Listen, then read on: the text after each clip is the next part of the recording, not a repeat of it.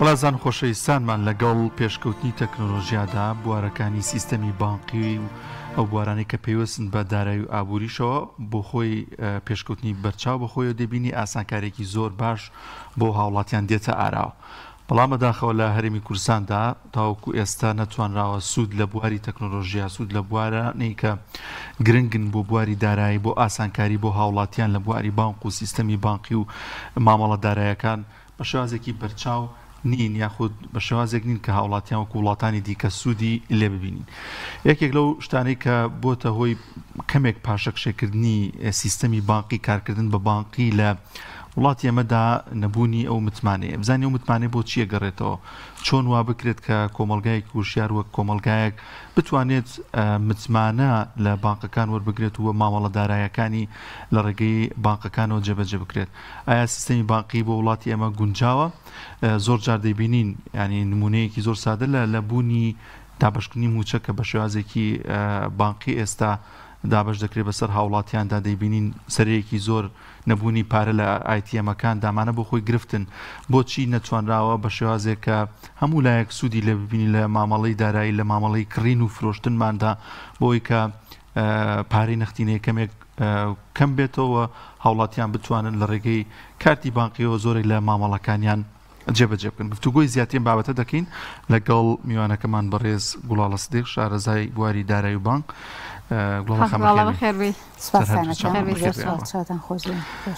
سیستەمی بانقی و وڵاتی ئێمە چۆن نەبینی؟ سڵاوتان لەبێ سڵاو لە بینەرانی کەناڵی پێیام. لە ڕاستیدا سیستەمی بانکی کاتێک کە تۆ بتەوێت سەیری پێشکەوتنی وڵاتێ بکەیت بە سەرەتا سەیری سیستەمی بانکیەکەی جۆری پارەدانەکەی بکەیت، چونکە بەڕاستی ئێستێمە لە ساڵی 2025 زۆر دوا کەوتوین بۆ جێبەجێکردن یا پێڕەوکردنی سیستەمی بانکی نەک لە چاو وڵاتانی بڵین پێشکەوتووە تەنان لە چاو وڵاتانی ناوچەکەکە و وڵاتانی کەندا و ئێران و وڵاتانی بڵمبوونە تورکیا. بە تایبەتی وڵاتانی کەندا و ئەبینین کە زۆر گرنگێکی زۆر بە بانک ئەیەن و وڵاتێکی وەکو ئوردون کە خۆمان ئەزانین هیچ بڵێن ئابوورێکی ئەوتوی وەکو نەوت و ئەمکانزایانە نییە، بەڵام تەنها ئەو سیستمێکەتیاتی لە ڕێگەی بانکەکانەوە کە ئەبینن دیناری ئەردەنی بەرامبەر بە $100 کە نزیکەی 70 دیناریانی دراوەکەیان لە دۆلار بەرزترە بەهاکەی. و وڵاتێکی وەکو ئێرانیش ئەبینین کە لە دوای ساڵی 2020 و لە دوای کۆرۆناوە بە تاواتی کاش کەم بۆتەوە. بۆچی ئەمە وای کرد کە خێرا بەو خێرایە زۆرە کاش بکەم کرێتەوە. ئەگەر ئێمە بێن مقارنەی وڵاتێکی ئەم وڵاتانی دەور و پشتمان بە عێراق بکەین، لە عێراق و هەرێمی کوردستانی شاید مقارنەی هەرێمی کوردستان بە عێراق بکەین. لە ڕاستیدا ئێمە لە عێراقا تاکو ئێستا بەعام کاش بەکارهێنرێ و تاکو ئێستا ئێمە ئەو لە دوانانەی کە پارێزگاری بانکی ناوەندی عێراقی عەلی عەلاقە بینین کە باز لەواکە کە لە کۆی 100 تریلیۆن دیناری عێراقی کە چاپ کرا و کە پارەی بەردەستە لە عێراقا نزیکەی 80 تریلیۆنی لە ناو ماڵەکانایە بەهۆی نەبوونی متمانە بە بانکەکانەوە. چونکە ئێمە هاوڵاتیان نەک هاوڵاتیانی هەرێمی کوردستان، هاوڵاتیانی خوارو و ناوەڕاستی عێراقیش متمانیان بە بانکەکان نییە. ئەم دێت جار کە ئەو قسانە ئەبیستین ئەڵێن دەوڵەتی عێراق بەتەمایە سفرەکان لێکاتەوە یان دەوڵەتی عێراقی بەتەمایە بۆ نمونە پارەکەی بۆ نمونە بەنوعێکی تر لێ بکات. تەنها مەبەستەکە ئەوەیە کە لە کاتی گۆڕینەوەی پارەی خەڵکەکە کە ناچی پارەکەی خۆت بگۆڕیتەوە کە تو پارێکی خۆتە بێت و هەموویت نایەتەوە بۆ بخاتە ڕاستەر ڕقم حسابێک بۆی لە بەردەستی خۆیان بەکاری بێنێت. چونکە ئەمە هەروکو بۆ زانیاری بۆ جەنابتان لە ساڵی 2026 ئەگەر نرخی نەوت بەم شێوازە بێت بە بۆهۆی کەمبوونەوەی بڵێن نەختینەیش لە بەردەم دەوڵەتی عێراقا ئەوە بەهۆی ئەوەی ئەو مەشاریعانەی کە ئێستا مەشاریعێکی زۆر هەوی پێویستیان بە دینارە ئەوان عێراق ناچارە بێ و بە نرخی ئێستای دۆلاریشەوە عێراق ناچارە بێ کە نرخی دۆلار بەرزکاتەوە ئەگینا ناتوانێ موچەی پێبات. ئەگەر بینە سەر هەرێمی کوردستان لە ڕاستیدا ئێمە پێمان خۆش بوو ڕاستی ئێمە لە سەرەتاوە قسەمان کردووە سەربارەت بە ئەم هەژمارە و یا سیستمی بانکە، بەڵام ئەمە دوولایەنە بووە. ئێمە پێمان خۆش بووە کە موچەکانمان ڕاستەوخۆ بچێتە سەر بەغداد، نەک ئێمە چاوەڕوانی بەغداد بکەین و موچەکەمان بۆ بنێرێت و ئەمان موچەکەمان بۆ دابشکەن. حکومەتی هەرێمی کوردستان کە هات هەژماری منی فەرز کرد بەسەر هەموو موچە خۆرانە نەهات لە سەرەتا سەرەتا تۆ کە بۆ ئەوەی بینایەک دروستکەیت ئەبێت سەرەتا ژێرخانێکی بۆ دروستکەی بە تۆ یەکسەر بێت و ئەگەر خانیۆک دروستکەی یەکسەر بەبێ ئەساسەکە دەستکەی بە دیوار هەڵچنین ئەمە دیوارێکی هەشە بێ یعنی زۆر بەقوت نابێ. ئێمە لە کاتێکە ئەم سیستەمە ڕاستە بۆ حکوومەتی هەرێمی کوردستان یەکەم شت ئەم هەژمارانیان کردەوە لە بانکە ئەهلیەکان ناکردیانەوە. بەڵێ دووەم حکوومەتی هەرێمی کوردستان ئێمە یەک دنیا پاشەکەوتی موچە و لێبڕینی موچەمان لە لای حکوومەتی هەرێمی کوردستان هەیە و سەبارەت بۆ قسەی جەنابتان کەوتتان مەسافەیەکی زۆر لە بینی هاوڵاتی حکوومەتە هەیە. حکوومەتی هەرێمی کوردستان ئەگەر بیویستایە یەکەم هاوڵاتیان لەگەڵ خۆیان ئاش بکاتەوە بەهاتایە ئەم حساب بانکیانەی لە بانکە حکوومیەکانە بەکردایەتەوە. ڕاستە بانکە حکوومیەکان توانای کڕینی جیهازی ATM-یان نییە بەڵام ئێمە قەیناکە لە ڕێگەی بانکە ئەهلیەکانەوە ATM-ی بانکە ئەهلیەکانەوە موچەکانمان وەرەگرت عمولەکان بۆ ئەچوو چونکە ئیشی بانک عمولەیە هەر کەسێک بڵێ من بانک نابێ عمولەم لێ بسەنێ ئەوە لە سیستمی بانکی تێنەگەشتووە. خاڵێکی دووهەم بەهاتایە ئەم پارەی پاشەکەوتی موچە لێبڕینی موچەی بخستاتە سەر هەژمارەکەمان قوفڵیشی کردایە بیوتایە بۆ تا نییە بە کاشی ڕایبکێشن لە مامەڵە دارایەکانە بەکاری بێنن پارەی زەریبەی پێبم پارەی ئاوی پێبم پارەی کارەبای پێبم. حکوومەت بەمە خۆی منی ڕائهێنا کە چی بەکاربێنم ڕقم بەکاربێنم ئەو کاتەیە من هیچ پێویستیم بەوە نەبوو بچمە بەردەم جیهازی ATM-ەکان پارەکەم بە کاشی ڕابکێشم. حکوومەتی هەرێمی کوردستان بە هاوڵاتیان ئەڵێ تۆ ڕقم بەکاربێنم بەڵام من ڕقمت لێ وەرناگرم. ئێستا بەڵام عێراق چی کردووە زۆرینەی زۆری دام و دەستگاکان یعنی ئێستا لە 125 بووە 30 دام و دەستگاکانی عێراق پارە بە کاشی وەرناگریە کەواتە ئەمە کارە ڕاستەکەیە کەوا لە تۆ ئەکات پارەکە بە کاشی ڕانەکێشی ئەگەر هەر هیچ نەبێ مەبلەغێکی تیابی هێڵیتەوە تۆ بێت ئەو مامەڵە دارایەکانتیم پێ بکەیت. بەڵام ئێمە لە کاتی نەبوونی جیهازی ATM-ئەکانە کە بۆ حەجمەکەمەیە کە جەنابتانە زانن و لە کاتی نەبوونی جیهازی پوینت ئۆف سێڵەکانە کە پێویستە دەستگێڕێک پێی بێت پێویستە دوکاندارێکی بچووک هەی بێ بۆ ئەوەی من کاش بەکار نەهێنم کەواتە ئەمەی ئێستا کە لە حکوومەتی هەرێمی کوردستانە هەیە پێی ناوترێت سیستەمی بانکی تەنها کردارێکە لە بری ئەوەی کە موچەخۆر لە ڕێگەی محاسبی دائیرەکەی خۆیەوە موچەکەی لە ماوەی 5 دقەیە وەربگرێ ئەچێتە ریزی جیهازی ATM-ئەکانەوە لە ماوەی بۆ نمونە سەعاتێکە یا بە 2 ڕۆژ یا بە 3 ڕۆژ وەرێگرێت کەواتە سیستەمەکە نەبوو بە ئەلکترۆنیکردنی موچەی فەرمانبەران یعنی کاتێکە ئەوەی کە من مامەڵە دارایەکانم بە ڕقم بێ نەک بە کاشی کەواتە ئێمە کاشەکە لە بری ئەوەی لە لای محاسبی دایرەکەمانە وەرەگرین ئەچین لە بەردەم جیهازی ATM-ئەکە وەرەگرین و هیچ ئەمەلیەی بەکارنهێنانی کاشمان جێبەجێ نەکردووە. باشە من ئەمڕۆ هەر کاتم یعنی یەکێک لە کارمەندەکان پرسیاریەوەی کرێسا کە بابەتەکە تازە بۆت بە بانکی و موچەخۆر پێویستە هەژماری منی هەبێ ئەگەر بێت و هەتا وەکو ساڵ 2026 کەسێک هەژماری من نەکا مەترسی لەسەرەیە ئەمە یاساییە ینی ئەم هەڕەشانی کاکرێ ئەو موچەخۆر موچەکەی بڕێت و ئەم ترسە و مەترسی هەیە لەسەر موچەخۆر. سێرکە قوربان ئێمە ئەوە یاسایی نییە موچە بە یاسا دەرکراوە تەنها یاسا توانێت لێ بسێنێتەوە. سیستەمی موچە هینی فەرمانبەری ئاسایی بێ سلمی ڕەواتب لە پەرلەمانی عێراقەوە دەرچووە لە یاسایە کاتێک یاسایەک ئەتوانێت یاسایەکی تر ئیلغاکاتەوە کە هەمان قوی قانونی ئەوی هەبێت یان لەو بەرزتر بێت کاتێک کە لە پەرلەمانەوە ئەم یاسا دەرچۆ بۆ موچەی فەرمانبەران یا موچەی خانەنشینان ڕێنماییەک یان بڕیارێکی وەزیر یان ئەمە ناتوانێت لێ بسەنێتەوە. لەم کاتەیە ئەگەر بێت و هەر هاوڵاتیەک موچەکەی لێ بڕە ینی هاوڵاتیان ئەتوانێت بڕێوە لە ڕێگەی دادگاوە سکاڵا تۆمارکە بەوەی کە ئەمان مافێکی دەستوری مافێکی یاسایی کە یاسا پێدراوە لێ سەندراوەتەوە. بە جۆرێک ینی لە فشارە بەڵێ فشارە بەداخەوەی ئێمە سەر ڕای ئەوەی کە حکوومەتی هەرێم یان ئەو کەسانەیە کەوا ئەزانن بەم فشارە ئەمە کارێکی باشەکەن لەگەڵ خەڵکە نەخێت تۆ بەم فشارە تۆ زیاتر مەسافەی بینی خۆت و خەڵک زیاترەکەی ئەو فەجووەیە کە لە بینی دەسەڵاتداران و هاوڵاتیانە هەیە زیاتریەکە خۆی ئۆتۆماتیکی یعنی بڕیارەکە کە دراوە بۆ معلوماتان یعنی بڕیاری بە بانکیکردنی موچە بۆ هەرێمی کوردستانی عێراق بڕیارێکی ناوخۆیی نییە فشارێکی دەرەکیە لە سەریان تەگی لەم بۆ ئەوەی کاش بەکار نەهێنرێت چونکە ئەگەر وا بێ عێراق ئەبێ ناچار بە پارەی تر چاپ بکات ئەگەر پارەی تری چاپ کرد ئەو کاتە دیناری عێراقی خۆی شیرایی لە دەسەیات. باش ئێمە بۆ هەموو مامەڵەدارایەکانی تری کۆمەلگانی پێویستمان بە بابەتی بانکی هەیە و خۆش دەزانی ینی هەم بۆ ئەوەی کاتۆ پارێکت خەزمکەی لە جاتی بە کاش پێت بێ هەم بۆ ئەوی کە دائیمەن جزانێکت پێنە بێ پارەکەت بەدەستی پێنە بێ بۆ ئەوی وەبەرهێنانێ بکەی بۆمان هەمووی پێویست بە سیستەمی بانکیە بۆچی ئێمە و متمانێمانیان ئەکرێ هەنگاوێک بنرێ بۆ ئیکە متمانە دروستکرێتەوە. قوربان کە باسم کرد ئێستا ئێمە تەنها موچەکەمان ئەمە لە کاتێکا ڕاستە من هەموو پارەدانەکەم بە ئەلکترۆنی بێت من بچمە زەریبە کاتە لە هەموو شوێنەکان جێبەجێ بکرێت. بەڵێ بە دڵنیاییەوە ئێستا بڕۆ و دایرەی جوازات پارەت بە کاشی لێ وەرناگرن ئەمە کارێکی زوو. گوڵاڵەخان بەشێکیشی بەس بوون جوازات من چوومەتە بەغا یعنی وەرەقەی خەستەخانە کە 2000 بۆیان نەکردینە جوازەکەش وایە بەس نازان بۆچی هەرێمی کوردستان ئەمە ناکات یعنی تەنان با بۆنە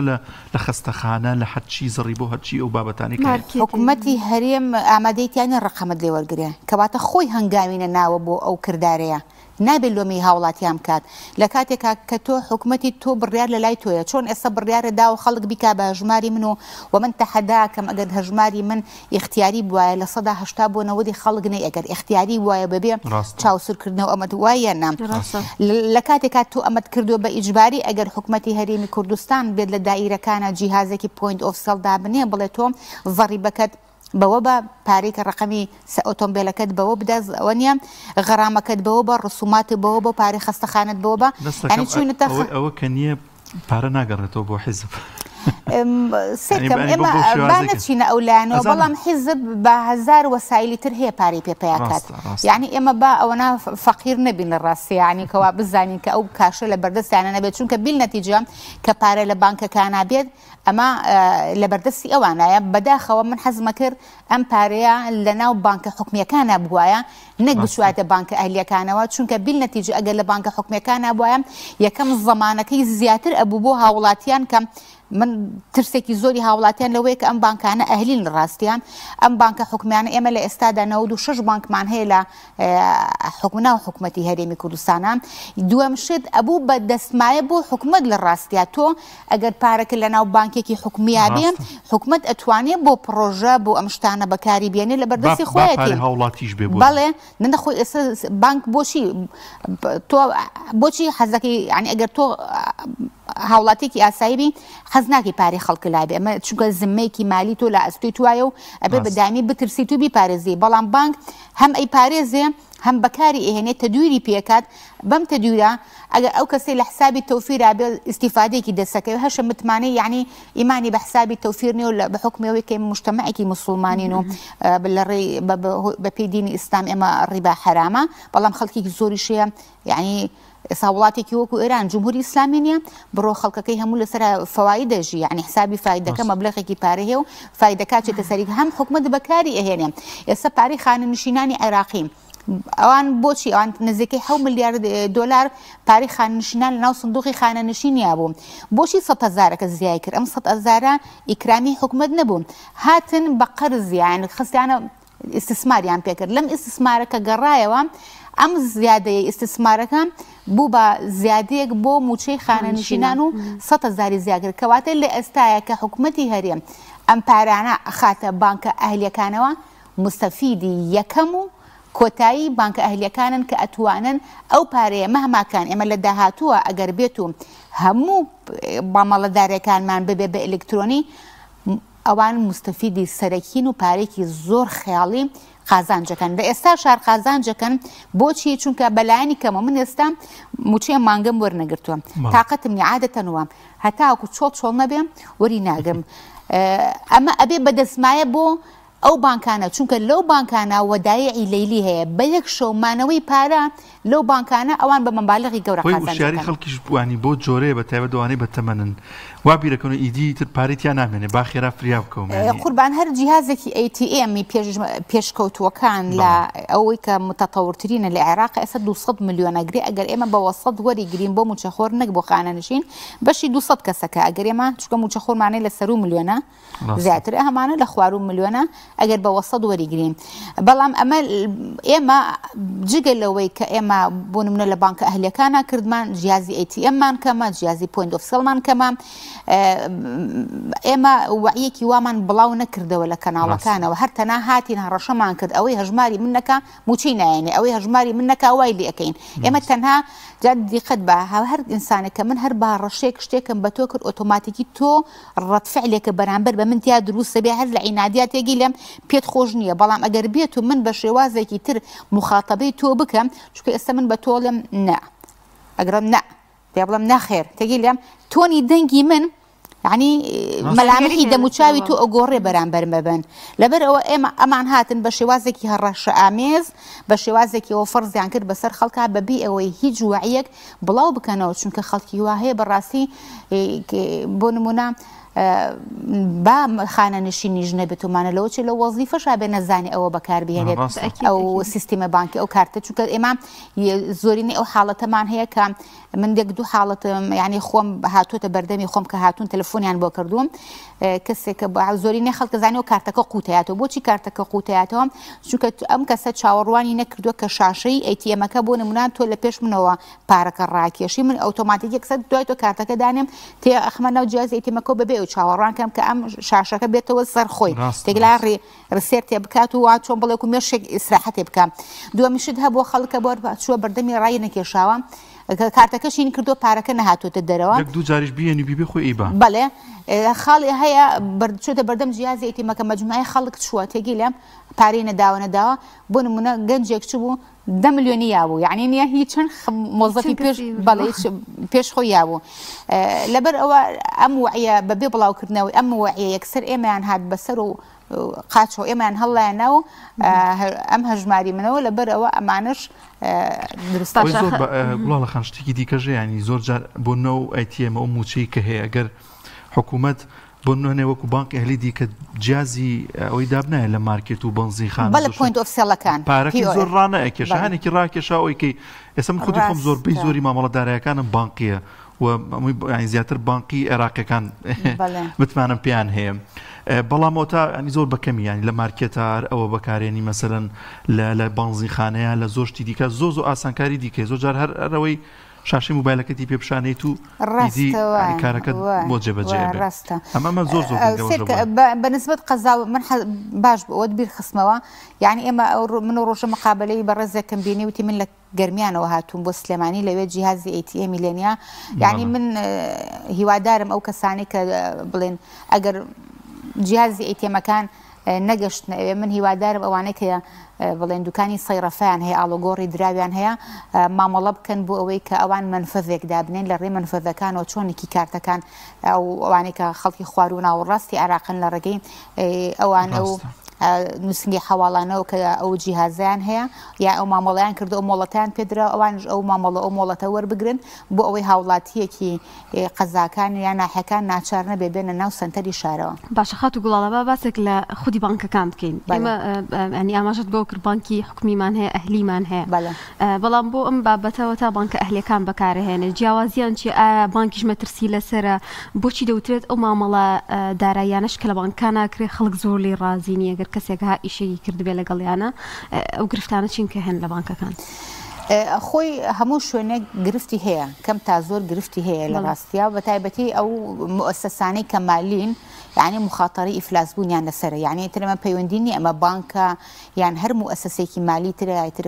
هەیە لەوە چێک مقاولات بێ کۆمپانیایکی مقاولات بێ یعنی هەموو مؤسسەیەک مخاطری ئیفلاسبوونی هەیە بە تایبەتی بانک چونکە تۆ پارێکی زۆری هاوڵاتیانی هەیە بەڵێەوە خەڵکێکی زۆر ئێمە تەجروبەمان هەیە چەندین بانک ئیفلاسی کردووە لە عێراقا لە دوای ساڵی 2023 بانکەیە زیاتر لە 10 ساڵە ئیفلاسی کردووە بەڵام هەتاکو ئێستا تەسوی حسابی نەکردووە لەگەڵ ئەو هاوڵاتیانەی کە حسابی شەخصیان هەیە لەوێ جا چ جای بێت ئەمە گەرم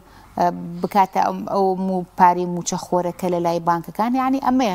خەتەرەکە یان ترسەکە کە لە لای هاوڵاتیان دروست بووە بەڵام لە لایەکی تریشەوە ئەم بانکەیە ئەم ئیستیفادەی کە ئەم بانکە حکومیەیکە ئێمەمانان باوەڕکە لە خەمخۆریمانە بۆ حکوومەتی هەرێم کە ئێم دەنگمان بەرزە کردەوە ئەمانوو بە ئەم پارێ لە بەردەستی حکوومەتا بێ بۆی حکوومەت بۆ نمونە بیکا بە پرۆژە بیکا بە ئاوەدانیوەنیە بیکا بۆ مەشاریعانەی کە لە بەردەستیاتی چونکە ئەگەر بێت و ئێمە لە داهاتووە وردە هەموو دفعاتەکانمان ببێ بە ئەلکترۆنی کە من شوێنێک نەبێ کاشم لێ وەربگرێ لە ڕاستیا تۆش ناچارنی کاش خەیتە گیرفانتەوە بەڵێ هەموو یعنی خۆزگە ئێمە لە ناو بانکەکانە ئەو بۆکسە سەیڤەکانمانە بووە کە سەیڤی نەکات بۆ ئەوەی کە من بۆ نمونە مستەمسەکاتێکی گرنگم هەیە یان ئاڵتونم هەیە لە ماڵەوە یان پارەیەکم هەیە و کە نامەوێ نەمخستۆتە ئیشەوە بچوومایە و ناشمێ و بانکیش دەستکاری ئەوم پارەیەم کات تێگی لەم ئەم بۆکسانەمان هەبووە لە ناو بانکەکانە من بچوم بەڵێ کە لە وڵاتانە هەیە لە هەموو مخاتەرەیەک ئەی پارێزم بۆ نمونە تۆ جاری وهەیە دزیکردنە حاڵەتی دزیکردنە یا ئەگەر کەوتنەوەیە مە بینیمان 2-3 ساڵەم و پێش کابراەک لە چەمچەماڵ مەبلەغی پارەی دانابوو بۆ خانوو هەم دیناریش بوو هەم دۆلاریش بوو سوودتە بەڵام ئەمە لە ڕێگەی بانکی ناوەندی عێراقەوە دراوە بڵێن ناوخۆیەکان نیشتیمانەکەیان بۆ چارەسەر کرد چکە بانک ئەبێ محافظی بۆ نمونە گرنتی پارەی هاوڵاتیان نیشکان مەهماکان لە ماڵی شۆ بێت چکە تەبعکردنی پارە بۆ ئەوان ئاسانە بەڵام ئەبێ من تەقریری شورتم پێ بێت کە من ئەم پارەیەم بەڕاستی لە ماڵەکەمە سوتاوە یعنی بانک یعنی ئەمە بۆ جێبەجێیەکە ئەمە شتێکی گرنگە وەڵام بەڵێ بانکی ناوەندی عێراقی بە چ بەڵگەیەکە بێ تۆ بۆ نمونە خوا نەخواستەوە بۆ لە باسەکەشمان لە ئەین خوا نەخواستە ئەگەر ئاگرێکە کەوتە تەنانەت ئەگەر بوش بێ بە خۆڵەمێژ یان چی ئەەکەن تەقیمی ئەەکەن تر تەقیمەکەی خوان ئەو ڕێوشێنی تایبەتی خوانیان هەیە ئەم تەقیمکردنە خەمڵێنن بە مەبلەغی پارە بۆ نمونە تۆڵی ئەوەنەیە بەڵام یەن عمولەت لێسەنن لە 120 عمولەت لێسەن بۆ نمونە لە 100,000 80,000 ئەێنەوە چونکە چاپکردنی پارە بۆ عێراق بۆ نمونە 4 سنتی تێچێ ئیتر تەسەورەکەی تەبعکردنی 250 دینار لەگەڵ تەبعکردنی 50,000 دینار یەک تەکلوفیان ئەچێتە سەر لەبەرەوە بۆ دەوڵەت ئاساییە کە ئەمە ئەیکا بە راپۆرت و ئەتوانێت لە بڕی ئەو پارەی تر چاپ بکاتەوە کە ئەمە تەسیر ناکاتە سەر بۆ نمونە لە دەستدانی قۆی شیرایی چونکە هەر وڵاتێک بە هەڕەمەکی پارە چاپ بکە ئەوە پارەی نیشتیمانی ئەو وڵاتە عملەی وەتەنی ئەو وڵاتە قۆی شیرایی خۆی لە دەستەیە بەس خات و گوڵاڵە باس لەوە شەکرێ هەر خۆی سیستەمی بانکی ینی ڕێگایەکی باشە بۆی بە پارە سپیکردنەوە ڕوونەیە لە وڵاتانە وڵی قوربان ئەمە شتێکی دەزانیی پارە سپیکردنەوە هەر ڕوئەیە تۆ بتوێ نەتەوێت بەڵام دەڕێ ینی بسێ بانک هیچ هینێکی نییە لەمەیانی لەم مەسەلەی دۆلار و دینارە گەورەترین سپیکردنەوە بەڵێ بانی سپیکردنەوەی پارە هەر ڕوو ئەداد یعنی لە هەموو وڵاتێکات یعنی لەو پەڕی شەرق تا ئەو پەڕی غەرب لەو پەڕی ئیسلامی تا ئەو پەڕی عیلمانی عملی پارە سپیکردنەوە و تجارەتکردن بە مخەدەراتەوە ئەمە هەر هەیە اللهمە وڵاتێکی وەکو کۆریای باکوور نازانم ئەوەی تیاڕوونەیە گینا ئەوە شتێکی نۆرمەڵە بەڵام حەجمەکەی ئەزانێ ئەو وڵاتی بوونە مونە ستاندەرێکەیە لەو حەجمە زیاتر بێ ینی زۆر زەقە و زۆر دیارە ڕاستە بێگومان خۆی ینی کۆی بوون بابەتەکەشمان ئەوەیە کە هاوڵاتی وشیاری هەبێت خات و گوڵاڵیانی وعی هەبێ بەوەی کە بانگ و مەترسیە نییە بە تایبەت خانە نشینان و کەسانی کە تۆزێک تەمەنیانە ینی زۆر ئەوەن هەر بۆکو تۆوتە هەر ئەگەر بکرایە هەر نەیویست موچەی لەو بانق و لەو خانە نشین کاکە من تۆ لە ڕاستیە زانانی چی چونکە زانی بۆچی قوربان ئێمە حکوومەتی هەرێم ئەوەندان دڵشکاندوین ئەوەندان دڵشکاندوین تێگی لەم یعنی 1000 ساڵ ئاشتمان بێت مەساف ینی فترێکی زۆری ئەوێ بۆی ئاش بینەوە ئەوایە حکوومەتی هەرێم ئەم عملی ئاشکردنەوەی بەچی بکردایە بەوەی یەکەم حساببانکەکانمان لە بانکی حکومی بووایە هەم خۆی ئیسێفادەی ئەکرد خەیچێکە با لە جیهازی ئەیتیئەمی بانکە ئەهلیەکان و پارەمان ڕاکێشایە بە عملیە مەقاسە بۆیانە گەڕای و بانکە ئەهلیەکە ئیسیفادەی عمولەکەشیە کرد ئێستا 2000 لێسەنن لەوە چێ و کاتە 3000 لێ بسەندیدایە عمولەکە چکە بە عملیە مەقاسەیکە پارەکە لە ناو بانکەکەی خۆیان نییە ڕایبکێشی دووەم شتیش ینی هاوڵاتیان ئاشتە بۆ تۆ پێش بوو تا ینی پارەی لێک بڕینی موچە لە ڕاستە لێ بڕینی موچە گەورەترین ستەمە یان پاشەکەوتی موچە یان نەگەڕانی پلە بەرزکردنەوە ئێستا ئێمە مۆزەف سیر کرد لە ماوەی 2 ساڵی ڕابردووە پلەی ببرز نەکراوەتەوە ئێمە زۆری خەڵک خۆتان نەزانێ احتیمادی لەسەر موچەیە بەداخەوە کەوای لێ هات من ساڵی 2006 باوەڕەکەی بۆ ئەو حاڵە ئەگریام کە تازە یعنی من چوومە لە 2005ەوە لە سلکی بانکیاییشەکەم گریان مەهات بوو ئەوەی کە ئەم هەموو خەڵکە ئەکەن بە موچەخۆر تۆ هاتووی دەدانە ساڵی ڕێکە تەمەنی مۆزەف چەندە ساڵیە قوربان 2 ساڵیە 3 ساڵی خانەنشی نەبێ تۆ 10 ساڵی ڕێکە لە 2014 15 پلە بەرز نەکردوێتەوە ئێستا علاوەکە ڕاگرتووە هاتووی تۆ لێبڕینی خانەنشینەکە بۆ کردو بەڵە سەدادا بەڵام پلێ ینی سیمی ڕاتبەکە دۆکو بەغا لێ نەکردووە ئەڵێ با بەغا پێی و تۆ من ئەبێ خانەنشینەکە وەکو من بێ باشە ئێمە پێمان خۆشە بەڵام ئەی تۆ نابێ موشەکەم وەکو ئەولەکەی پلەم بۆ بەرز بکەیتەوە خاڵێکی تری شاتون لە سەدا سیان بۆ 10 ساڵی تر لێ بڕیون کە تێگەی ئێمە ئەبێ لێبڕینێکی تریش بن یعنی حکوومەتی هەرێمی کوردستان موچەی موچەخۆری وا لێ کردووە هەروەکو لیدا تاشێت بەبێ ئەوەی هیچی بۆ بگەڕێنەوە ئەو موچەی کە لە بەردەستی ماوە یعنی هیچ بەشی هیچ ناکە لەبەرەوە بە پەلەپەر ڕاکە وەری ئەگرێ ئەو لەبری ئەوەی کە بەکاشی لە فەرمانگەکەی خۆی وەریگرێ ئەچێ بەکاشی لە بەردەم جیهازی ئەیتیئەمەکە وەرەگرێت چونکە ئێمە هیچ ژێرخانێکی بانکیمان نییە تۆ هیچ دفعاتەکانە ئەلکترۆنی نییە بۆیە هیچ سوودێکی لێ نابینێت خۆی خەڵکیش ئەڵێت ینی لەبەر ئەوەی کە من بەس ئەوەی کە پارەکە وەرەگرم و تەواو یعنی هەدەفی ئەم بانقە ئەهلیە عمولەکەیەتی لە موچەخۆر یعنی وتم نیسبەتی لێ ناکەم لە مارکێتەکە توانم کارتە شتێکی پێ بکڕم ناتوانم پارەیەک بنێرم بۆ هاوڕێی حواڵە ناتوانانی بەڵام بتوانانی کاڵێ پێ بکڕی قوربان بەو کارتە بەڵێ بۆ کارتە توانی بیکەیت ناخود جیازەکەی دانەناوە لە مارکێتەکە داینە ناوە بەڵام ئەتوانی ئەو شوێنەی کە ئەو جیهازی پۆین ئۆفسەڵەکەی هەبێ ئەتوانی تۆ مامەڵە بە کارتەکەتەوە بکەی لە ڕاستیە بەڵام ئێمە باسی چی ئەەکەین ئەڵێن ئەگەر وابێ من بە کاشی ڕای ناکێشم وایەنە ئێستا هیچ جیهازی پۆینت ئۆفسەڵەکان چۆن هەژماری منیان فەرز کرد بەسەر خەڵکە بۆ بانقی تر هەیە لە شوێنانە بانقی تر هەیە بۆی کە خۆی ئیسفادەیەکە ئەهلیە بەڵام ئەوەی کە بۆ موچەخۆر ینی زۆر کەمانی زۆر گرفتە ئەگەر ینی ئەوش بتوانێت لەو ڕێگەیشەوە سوودی لێ ببینێت یان بۆ وەرە بێ سوود لە عمولەی موچەخۆرەکە وەربگرێن وەڵڵای قوربان ئەوە خۆی ئێمە من باسی ئەوەشم کرد سەرەتا ئێمە پێشەوەی خەڵک ئیجبارکەی بە هاتیتایەت تەوعید بڵاو کردێتەوە نەک هەندێک وەڵا بانکەکە قەرز ئاەتی قەرز هیچ فەزڵ نییە ئێستش بڕۆ هەر بانکێکی ئەهلی قەرزت ئاەتەیە بانکی حکومیەکان هەتاوەکو تووشی قەیرانی دارایی نەبوو قەرزی ئاپێت پێوتی ئەگەر هەژمارەکە بۆ نمونە موچەش لە بەغدادەوەنەیە چەند جار ئەم قسەیەمان بیست ئەگەر موچەش لە بەغدادەوەنەیە تۆ لە ڕێ هەژمارەکەەوە موچە دووەرەگری بەڵام ئەمانە هیچی سەری بەڵام هات تەنها ئەم قسانە قسەی ئیستیفزازی بوو لەبەرەوە خەڵک نییە لەبری ئەوەی بەرەوپیری بچێ بەکاردانەوەی زۆر جار ئێستا و بانقە هەلیانە هەن بۆ ڕاکێشانی خەڵکی داشکان نەکەن لە مۆڵ و لە شوێنەکانڵێت و بەم باقی منشی بانک منافەسەیە قوربان منافەسەیە لە یەکەم پێشکەشکردنی خزمەتگوزاری بە نرخێکی کەمتر چکە خۆتە زانیە بە هەموو بازارێک چۆن ئێستا ئەمەی کارتی ئینتەرنێتەکان ها بازاری تەنافوسیە یان هەر بازارێکی تر کە هاوشەوی یەکتری بن هەمان کاڵا بفرۆشن بە تەنافوسی تەخفیزات ئەیکەن بە جودەیەکی باشتر بە پارێکی کەمتر لە پێنا و خزمەتکردنی هاوڵاتیانە دەست خۆش بخواست سپاس بۆ بەڕێز گوڵاڵە سدیق شارزەی بواری دارایی و بانک کەلم تۆر لەگەڵ لەشتان ساخ